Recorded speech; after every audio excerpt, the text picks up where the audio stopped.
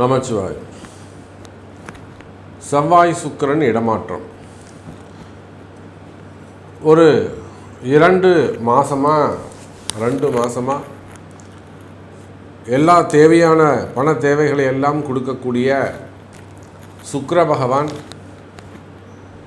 சனி ராகு அப்படின்னு சொல்லக்கூடிய 2 பாப கிரகம் திட்ட போயிட்டு சிக்கலில் மாட்டிக்கிட்டார். ஒரு இருள் சூழ்ந்தார் போல. காரணம் என்னென்னா, சனி அப்படிங்கிற கிரகம் முழுமையான இருட்டு, டார்க் ரூம். அதே போல தான் ராகு, அதுவும் இருள் சூழ்ந்த கிரகம். அங்கே வெளிச்சமே கிடையாது. விஷம், உலகம் பூரா விஷம் பரவிடுச்சுன்னா எப்படிங்க இருக்கும்? டார்க்காக இருக்கும். அப்போ சனி ராகு அப்படின்னு சொல்லக்கூடிய முக்கியமான 2 பாபத்துவமான கிரகத்திட்ட சுக்கிரன் அப்படிங்கிற ஒரு கிரகமும் செவ்வாய் அப்படிங்கிற கிரகமும் மாட்டிக்கிச்சு இல்லையா சாமி? செவ்வாய் கடகத்தில் தானே இருந்தார், நீச்சமாகி அல்லவா இருந்தார், நீச்சத்தை தான் பாம்புக்கிட்ட மாட்டிக்கிச்சின்னு சொல்கிறீங்களான்னா ஆமாம். செவ்வாய் திரிகோணத்தில் இருந்தார். அப்போ சனி ராகுக்கு 5ஆம் இடத்துல செவ்வாய். அப்போ திரிகோணத்தில் இருக்கக்கூடிய கிரகம் 1ஆம் இடத்தில் இருப்பதற்கு சமம். அப்போ பாருங்கள், செவ்வாயும் சுக்கிரன். செவ்வாய் வெளிச்சமான கிரகம், உங்களுக்கு எல்லாருக்குமே தெரியும். செவ்வாய் பிரகாசமான கிரகம். அதே போல் சுக்கிரனும் சந்திரனுக்கு சமமான வெளிச்சமான கிரகம். அப்போ இந்த ஒளி கிரகங்கள் 2ம் பாபத்துவமான சனி ராகு அப்படின்னு சொல்லக்கூடிய விஷத்தன்மையோடு மாறிவிட்டன. இதனால் உலகத்தில் நிறைய ட்ரபுள்ஸ் நம்ம பார்த்துட்டோம், நிறைய விஷயங்கள் நம்ம பேசிட்டோம். அரசியல் கழகங்கள்லேருந்து, பணத்தட்டுப்பாடுகளிலிருந்து, வம்பு வழக்குகளிலிருந்து, பெரிய பெரிய தலைவர்களுக்கு எல்லாமே கூட ஒரு அவப்பெயர் ஏற்படுவது அல்லது பண சிக்கலில் போய் மாட்டிக்கிறது, ரைடு சம்மந்தப்பட்டது, அப்புறம் பேரம் பேசுகிறது, மிரட்டி அதிகாரம் பண்ணி பொருள் பறிக்கிறது, எனக்கு இவ்வளோ கூட, எனக்கு இவ்வளோ வேணும் அப்படின்னு செட்டில்மெண்ட்டு பேசுகிறது, இதெல்லாம் நிறைய சப்ஜெக்ட் நான் உங்களுக்கு ஏற்கனவே சொல்லிட்டேன். அப்போ இந்த சுக்கிரனும் செவ்வாயும் இப்பொழுது செவ்வாய் பகவான் 6ஆம் தேதி அன்னைக்கு நீச்சகதியிலிருந்து உயர்ந்த ஸ்தானத்திற்கு இயல்பு நிலைக்கு செவ்வாய் பகவான் திரும்புகிறார். ஏன்னா கால புருஷனுக்கு 1ஆம் அதிபதி அவர் தான் ஃபஸ்ட்டு கிரகம். அந்த செவ்வாய் பகவான் நீச்சமாக, அவர் ஒரு அதிகாரமாக மிக்கவர், செயல் தலைவர். அவர் போயிட்டு முடக்கி இருக்கலாமா? அப்போது அந்த செவ்வாய் பகவான் நீச்சகதியிலிருந்து நல்ல நார்மல் பொசிஷனுக்கு வரப்போகிறார். அதே போல் சுக்கிர பகவான் மீனராசியிலிருந்து மேஷத்துக்கு பெயர்ச்சி அடைகிறார். அப்போ இந்த 2 கிரகமும் மூவ் பண்ணாங்கன்னா எப்படி இருக்கும்? செவ்வாய் சுக்கிரனுக்கு திரும்பவும் தொடர்பு ஏற்படும். அதே தான் 1-5-9 தொடர்பு. அப்போ அடுத்த 60 நாட்கள் நம்ம இப்படி கூட நம்ம அதை பேசுவோம். அடுத்த 60 நாட்கள் செவ்வாயும் சுக்கிரனும் 1-5-9 திரிகோண தொடர்பில் சிம்மத்தில் செவ்வாயும் மேஷத்தில் சுக்கிரனும். நம்ம எல்லாருக்குமே தெரியும், சிம்ம செவ்வாய் பகை வீடு, சூரியனுடைய வீடு, செவ்வாய் பகை வீடு. ஆனாலுமே கூட அதிகாரம் மிக்க, ஏற்கனவே ரொம்ப ஒரு அதிகாரமாக கர்வமாக திமிராக இருக்கக்கூடிய ஒரு செவ்வாய், அதுவும் சூரியன் வீட்டுக்கு போகும்போது இன்னும் கூட அவருக்கு பவர் கிடைச்சிடும். இன்னும் கூட அவருக்கு நல்ல உயர்ந்த குணங்கள் ஏற்பட்டுடும். அப்போது அடுத்த 60 நாட்கள் இந்த செவ்வாயும் சுக்கிரனும் சிறப்பான நிலையில் இருக்க போகிறதால கூடுதல் அதிகாரம் யாருக்கு? அரசியல் தலைவர்களுக்கா அல்லது அரசு அதிகாரிகளுக்கா? இல்லை, சாமானிய மக்களுக்கு கூட, ஒரு சாதாரண ஏழை விவசாயி முதல் இஸ்ரோ சயின்டிஸ்ட் வரை அனைவருக்கும் அதிகார பகிர்வு, நல்ல உயர்ந்த அதிகாரம், பணவரவு, தனவரவு,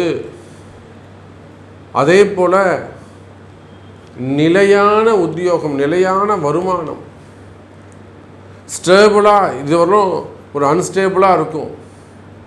ஆனால் இந்த ஜூன் மாதம் 6ஆம் தேதிக்கு பிறகு நிலையான உத்தியோகம், நிலையான வருமானம்.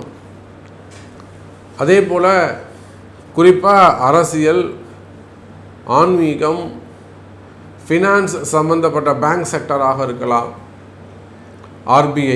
ஆர்பிஐலாம் ஒரு நல்ல ஸ்கீமை ப்ரமோட் பண்ணுவாங்க. இப்போ பார்த்தோம், நம்ம அந்த நகைக்கு ஜொல் லோனுக்கெலாம் ஒரு பெரிய சிக்கலில் போய் அவங்க மாட்டிக்கிட்டு அனௌன்ஸ் பண்ணிவிட்டு திருப்பி அதை ரிவைஸ் பண்ணாங்க. ஆனால் இப்போது ஆர்பிஐக்கு நல்ல பேர் கிடைக்கும்.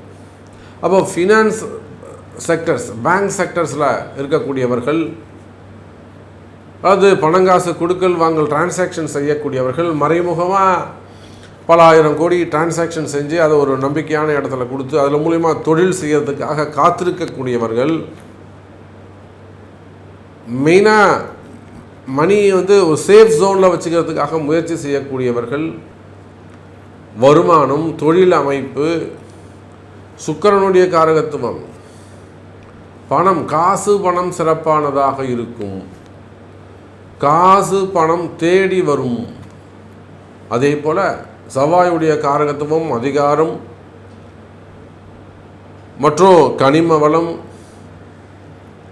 இபி செக்டர்ஸு மற்றும் பவர் எனர்ஜி, அந்த எலக்ட்ரிக்கல் எலக்ட்ரானிக்ஸ் அந்த செக்டர்ஸு, பூமி காரகத்துவம், பில்டர்ஸு, ரியல் எஸ்டேட்ஸு, விவசாயம், அப்போ குடும்பம் போன்ற இந்த செக்ஷன்ஸ். அப்போ இந்த செவ்வாயும் சுக்கிரனும் நீண்ட நாட்களுக்கு பிறகு, அதனால தான் இப்போ நம்ம இந்த ஜூன் மாத ராசி பலன் கூட நம்ம போடலை. அது காமனாக இருக்க போகுது. இதில் ஏதாவது ஒரு நமக்கு நன்மை நடக்குமா, நம்ம அர்ஜென்ட்டுக்கு ஒரு வேலை ஆகுமா, நம்ம அவசரத்துக்கு ஏதேனும் ஒன்று கை கொடுக்குமா அப்படின்னு எதிர்பார்த்து காத்திருக்கக்கூடிய அன்பர்களே, உலகம் முழுவதும் வாழக்கூடிய நண்பு பக்தர்களே, நீங்கள் எங்கே இருந்தாலும் சரிதான், இந்த செவ்வாய் சுக்கிரன் மாற்றத்தால் ஒரு சில காரியங்கள் நடக்க போகுது. உங்களுக்கு ஒரு சில விஷயங்கள் நீங்கள் ஜெயிக்க போகிறீங்க. குறிப்பாக பில்டர்ஸு, அதே போல் குவாரிகள், கிருஷர்ஸ்லாம் வச்சு நடத்தக்கூடியவர்கள், கனிம வளம் சார்ந்தவர்கள், குரூப் ஆஃப் கம்பெனிஸு, அப்புறம் ஃபைனான்ஸ் சம்மந்தப்பட்ட டிரான்சாக்ஷன் செய்யக்கூடியவர்கள், ட்ரஸ்ட்டு, மணி லாண்ட்ரி, இந்த மாதிரிலாம் ஒரு பெரிய டிரான்சாக்ஷன் செய்யக்கூடியவர்கள், இவங்க எல்லாருக்குமே நன்மை நடக்க போகுது. அப்போ வாருங்கள் நண்பர்களே, இந்த செவ்வாய் சுக்கிரன் இடமாற்றம் நல்ல முன்னேற்றமாக உங்களுக்கு அமையப்போகுது. உங்கள் ராசிக்கு இது பொருந்துமா? உங்கள் ராசிக்கு இது என்ன செய்ய போகுது? எப்படி ஆக்டிவேட் ஆகும்? இப்போ உங்களுக்கு என்ன நடக்கும்? இந்த செவ்வாய் சுக்கிரன் இடமாற்றம் என்பது விருச்சிக ராசிக்கு ரொம்ப முக்கியம். காரணம் என்னென்னா, ஒன்று, செவ்வாய் பகவான் உங்கள் ராசிநாதர், 1 மற்றும் 6ஆம் அதிபதியாக இருக்கிறார். ஒரு 6ஆம் அதிபதி கூட விடுங்க, விருச்சிக ராசிக்கு செவ்வாய் தான் ராசிநாதன், அவர் தான் வீட்டுக்கு ஓனர், ரொம்ப முக்கியம். அப்போ இத்தனை நாளாக விருச்சிக ராசி என்பர்களே, உங்களுடைய ராசிநாதன் செவ்வாய் பகவான் ராசிக்கு 9வது வீட்டில் பாக்கியஸ்தானத்தில் போயிட்டு நீச்சமாக இருந்தார். எப்பொழுதுமே விருச்சிக ராசி என்பர்களே, உங்களுக்கு 9ஆம் வீடு என்பது ஒவ்வொரு ராசிக்கும் முக்கியம். அந்த 9வது வீட்டில் உங்கள் ராசிநாதன் போகும்போது நீச்சமடைந்து விடுகிறார். அந்த 48 நாட்களில் ஒரு 50 நாட்கள் கடுமையான காலமாக அமைந்து விடுகிறது. ஒரு மந்தமான சூழ்நிலை, எந்த வேலையுமே நடக்கலை, அப்படியே கட்டி போட்டு வச்சா மாதிரி இருக்குது சாமி, எந்த ஒர்க்கும் மூவ் ஆகவே இல்லை சாமி, எந்த வேலையும் நடக்கலை, நிறைய பிரச்சனைகள் பெல் அடிச்சுட்டு தேடி நம்மளை பெல் அடிச்சுட்டு பிரச்சனை சேருதுங்க சாமி, இப்படியெல்லாம் சொல்லக்கூடிய வகையில் பிரச்சனைகள் இருந்திருக்கும் விருச்சிக ராசி நேயர்களே. அதிலும் குறிப்பாக செவ்வாய் பகவான் இந்த வாட்டி ஒரு 2 மாதம், எப்பவுமே 45 நாள்லாம், இந்த வாட்டி ஒரு 15 டேஸ் எக்ஸ்ட்ரா எடுத்து கடகராசியில் தங்கிவிட்டார். அப்போது இதனால் நிறைய விருச்சிக ராசி என்பர்களுக்கு பல பிரச்சனைகள், தொழில் பிரச்சனை, தொழிலில் வருமான பிரச்சனை, அதோடு மட்டுமல்லாது கடன் பிரச்சனைகள், கொடுத்த வாக்குறுதிகளை காப்பாற்ற முடியாத பிரச்சனைகள், இன்றைக்கி தரேன் நாளைக்கு தரேன் அந்த மாதிரியெல்லாம் சொல்லக்கூடிய பிரச்சனைகள், இன்னும் சொல்லப்போனால் தொழில் சரியாக அமையாமல் இருக்கிறது, நல்லா ரன் ஆகிட்டே இருந்தது சமயம் ஒரு நாளைக்கு இவ்வளோ வருமானம் வந்தது, இப்போ திடீர்னு டல் ஆகிடுச்சு. இல்லைன்னா ஒரு ஃபயர் ஆக்சிடெண்ட்டு, நெருப்பால் தீ விபத்துக்கள், அப்படி இல்லைன்னா தன்னிடத்தில் உங்களிடத்துல வேலை செய்யக்கூடிய நபர்கள் ஏதேனும் திருட்டு அந்த மாதிரியான சமயத்தில் ஈடுபடுவது. ஏன்னா சனி ராகு தொடர்பு இல்லை, அதனால் அப்புறம் building owner problem, house owner problem, அப்படின்னா உண்மையான வேலையாட்கள் அமையாமல் இருப்பது, அது மாதிரி தொழிலில் நிறைய பிரச்சனைகள் இருந்திருக்கும். ஒரு 2 மாதமாக பிஸ்னஸில் தொழிலில் நல்ல பிரச்சனைகள் இருந்திருக்கும். அந்த மாதிரியெல்லாம் கஷ்டங்கள் இருந்திருக்குமே. ஆனால் விருச்சக ராசி என்பவர்களே, இனி அந்த பிரச்சனை இருக்காது. காரணம் என்ன? உங்கள் ராசிநாதன் செவ்வாய் பகவான் இயல்பு நிலைக்கு திரும்பிட்டார். 10ஆம் இடத்துல தொழில் ஸ்தானத்தில் உட்கார்ந்துருக்கிறாரு. உயர்ந்த அதிபதியாக இருக்கக்கூடிய சூரியனுடைய வீட்டில் இருந்திருக்கிறார். வீடும் கிரகமும் பகையாக இருக்கலாம், ஆனால் 10ஆம் பாவம் என்பது கர்மஸ்தானம் என்பது உங்கள் ராசிநாதன் அமைந்திருப்பது சிறப்பு. சூரியன் பகை கிரகமாக இருந்தாலும் அதே செவ்வாயுடைய வீட்டில் தான் அந்த சூரியன் உச்சமாகிறார். அப்போ விருச்சக ராசி நேயர்களே, பிரகாசமான ஒரு எதிர்காலம், உங்களை ஒரு நல்ல எதிர்காலம் தேடி வரப்போகுது. ஒரு நல்ல பிக் ஆப்பர்ச்சுனிட்டி உங்களுக்கு கிடைக்க போகுது. ஒரு நல்ல எதிர்காலம் அமையப் போகுது. எனதருமை விருச்சக ராசி நேயர்கள், தொழிலாக இருக்கலாம், அல்லது உங்கள் பிஸ்னஸாக இருக்கலாம், நீங்கள் உள்நாடாக இருக்கலாம், வெளிநாடாக இருக்கலாம், சிறு தொழில் செய்யக்கூடியவங்களாக இருக்கலாம், சின்ன சின்ன கம்பெனிஸ் வச்சு நடத்தக்கூடியவங்க, சின்ன சின்ன ஆஃபீஸ் வச்சு நடத்தக்கூடியவர்கள், சுய தொழில் செய்யக்கூடியவர்கள், ஓன் பிஸ்னஸ் பண்ணக்கூடியவங்க,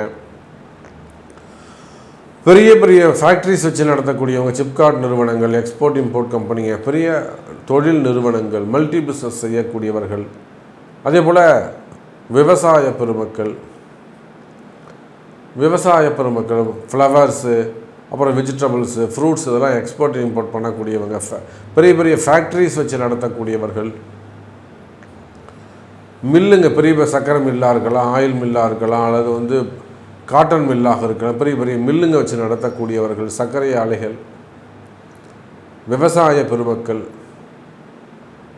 அப்போ நீங்கள் எந்த தொழில் செய்பவராக இருந்தால், ஷேர் மார்க்கெட்டாக இருக்கலாம், ஸ்டாக் மார்க்கெட்டாக இருக்கலாம், சுக்கிரன் சினிமா துறையை சார்ந்தவர்கள், சினிமா துறையில் எல்லா டிபார்ட்மெண்ட்டும், குறிப்பாக மேக்கப் ஆர்டிஸ்டாக இருக்கலாம், இல்லை ஆர்டிஸ்டாக இருக்கலாம், அதே போல் டிஸ்ட்ரிபியூட்டர்ஸு, ஃபைனான்ஸ் செக்டர்ஸு, திரையரங்கு உரிமையாளர்கள், டைரக்டர்ஸு, அப்போ அதை சார்ந்த குடும்பம், அவர்களுடைய குடும்பம் சார்ந்த பிரச்சனைகள்லாம் இருக்குமே. ஆனால் அவையெல்லாமும் சரியாகக்கூடிய காலம். குறிப்பாக சினிமா துறையை சார்ந்தவர்களுக்கு குடும்ப பிரச்சனைகள் இருக்குமே. ஆனால் அந்த குடும்ப பிரச்சனைகள் எல்லாம் கூட விலகக்கூடிய கால நேரமாக இந்த கால நேரம் அமைகிறது. எனதருமை விருச்சக ராசி நேயர்கள், அப்போ சினிமா துறை சிறப்பானதாக இருக்கும், தொழில் அமைப்புகள் சிறப்பானதாக இருக்கும், தொழிலில் நல்ல முன்னேற்றங்கள் இருக்கும்,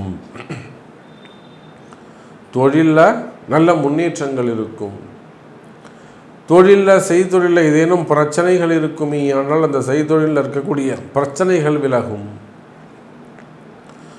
வருமானம் அதிகரிக்கும், வரவு செலவுகள் டிரான்சாக்ஷன்ஸ் நல்ல முறையில் இருக்கும்.